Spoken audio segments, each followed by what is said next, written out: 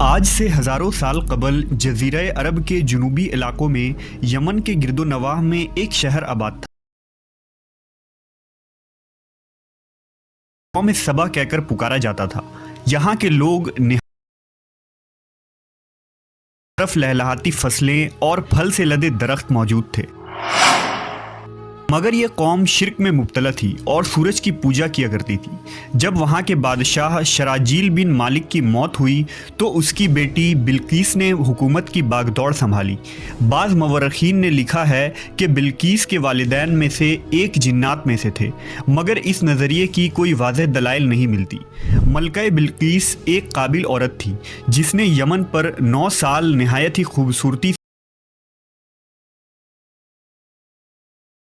وہ سبائیوں کے ہاتھ میں تھی۔ یہی وجہ تھی کہ یہ قوم نہایت ہی دولت مند تھی، مگر یہ وہ زمانہ تھا جب مشرق سے مغرب تک ایک عظیم موحد بادشاہ کی طاقتور حکومت اور جاہ و جلال کا ڈنکا بجتا تھا، جسے تاریخ میں سلیمان ابن داؤد کے نام سے جانا جاتا ہے۔ حضرت سلیمان علیہ السلام کی حکومت دنیا کے بیشتر ممالک میں تھی، جس کا دارالخلافہ یروشلم شہر تھا۔ آپ کو ہوا، جنات، چرند و پرند اور جانوروں پر حکمرانی عطا کی گئی تھی۔ ایک دن کا واقعہ ہے کہ حضرت سلیمان علیہ السلام نے دربار لگایا تو جن و انس، جانور اور پرندے سب کے سب حاضر ہوئے، مگر ان کا چہیتا پرندہ ہدہد غائب تھا۔ آپ نے پوچھا ہدہد کہاں ہے؟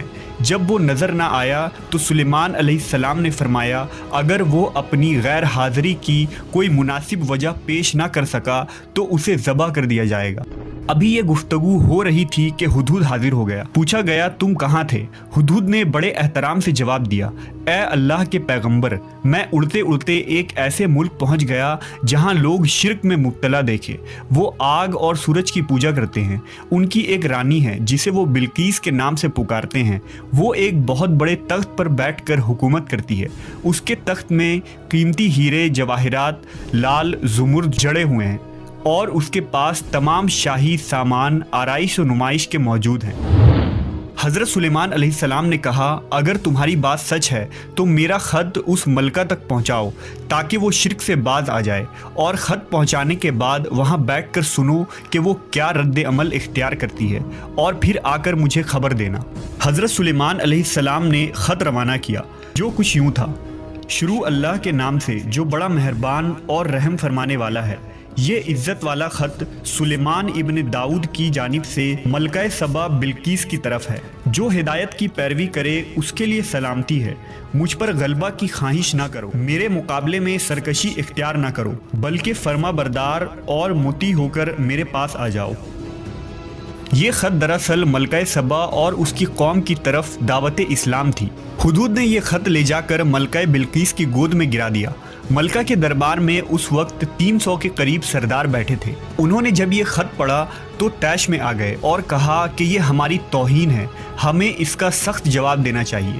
مگر ملکہ بہت سمجھدار تھی، اس نے انہیں سمجھایا کہ خط سے پتہ چل رہا ہے کہ یہ کوئی عام شخص نہیں، خدا کا کوئی پیغمبر ہے، لہٰذا ہمیں حکمت سے کام لینا چاہیے۔ اس نے کہا کہ میں حضرت سلیمان علیہ السلام کی طرف ایک تحفہ بھیجتی ہوں، اگر انہوں نے قبول کر لیا تو وہ بادشاہ ہے، میں اس سے جنگ کروں گی، لیکن اگر انہوں نے تحفہ قبول نہ کیا تو میں اس کی پیروی کروں گی کیونکہ وہ نبی ہیں۔ ہدہد یہ ساری گفتگو سن رہا تھا۔ اس نے آ کر حضرت سلیمان علیہ السلام کو ساری بات بتا دی۔ حضرت سلیمان علیہ السلام نے جنات کو حکم دیا کہ شہر میں داخل ہونے والے راستے پر سونے چاندی کی اینٹوں کا فرش بچھا دیا جائے۔ راستے کے دونوں جانب سونے کی عجیب الخلقت جانور کھڑے کر دیے جائیں۔ وزراء اور عمال سلطنت کی تمام کرسیوں کو سونے کا کر دیا جائے۔ دربار کو ہیرے جواہرات سے مزین کیا جائے۔ ادھر بلقیس نے حضرت سلیمان علیہ السلام کے لیے تحائف روانہ کیے، جن میں سونے کی اینٹیں، جواہرات، غلام، کنیزیں اور ملکہ کا ایک خط بھی تھا۔ जब ये तमाम तहाइफ लेकर कासिद हजरत सुलेमान अलैहिस्सलाम के दरबार में पहुंचे और उन्होंने ये सब देखा तो शर्मिंदा हुए। हजरत सुलेमान अलैहिस्सलाम ने मलका के कासिदों से कहा, क्या तुम लोग माल से मेरी मदद करना चाहते हो? मगर देख लो, जो कुछ अल्लाह ने मुझे दे रखा है वो उससे भी ज़्यादा है जो तुम्हें दिया है, लिहाजा तुम्हारा तोहफा तुम्हें मुबारक हो। अब तुम अपने तहाइफ के साथ वापस जाओ और अपनी मलका से कहना कि हमारा इंतज़ार करे, हम एक ज़बरदस्त लश्कर लेकर आएंगे।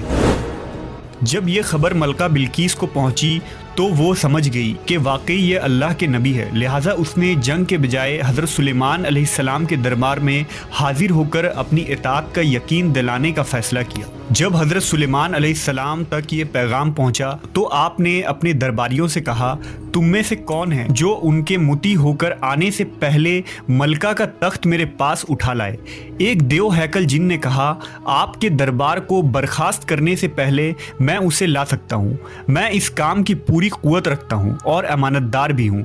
फिर एक और शख्स जिसके पास किताब का इल्म था, उसने कहा, मैं ये तख्त आपको आपके पलक झपकने से कबल ही ला दूंगा। फिर हज़रत सुलेमान अलैहिस्सलाम ने उस तख्त को अपने पास रखा हुआ देखा तो पुकार उठे, ये मेरे परवरदिगार का फजल है ताकि वो मुझे आजमाए कि मैं शुक्र करता हूँ या नाशुक्री, और जो शुक्र करता है तो उसका शुक्र उसके अपने ही लिए मुफीद है, और अगर कोई नाशुक्री करे तो मेरा परवरदिगार बेनियाज है और अपनी ज़ात में बुजुर्ग व बरतर है।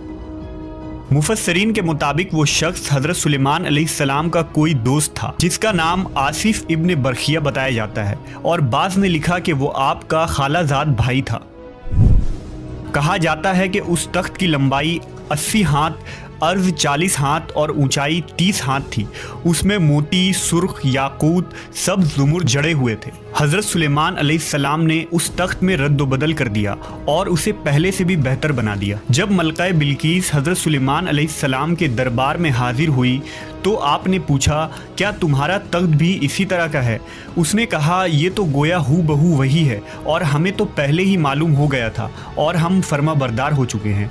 बिल्कीस के आने से पहले हज़रत सुलेमान अलैहिस्सलाम ने ऐसी इमारत बनाने का हुक्म दिया जिसका फ़र्श शीशे का हो, नीचे पानी जारी हो, पानी में मछलियाँ और दूसरे आबी जानवर हो।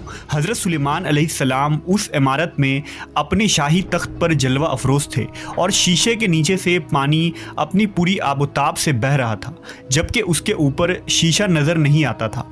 बिल्कीस को इस महल में लाया गया। जब उसने फर्श को देखा तो समझी कि यह पानी का एक हौज़ है, लिहाजा अपनी पिंडलिया से कपड़ा उठा लिया। सुलेमान अलैहिस्सलाम ने कहा, यह तो शीशे का चिकना फर्श है। तब वो शर्मिंदा हुई और बोल उठी, ऐ मेरे परवरदिगार, मैं सूरज की पूजा करके अपने आप पर जुल्म करती रही हूँ और अब मैंने सुलेमान के साथ अल्लाह रब्बुल आलमीन की इताअत कबूल कर ली।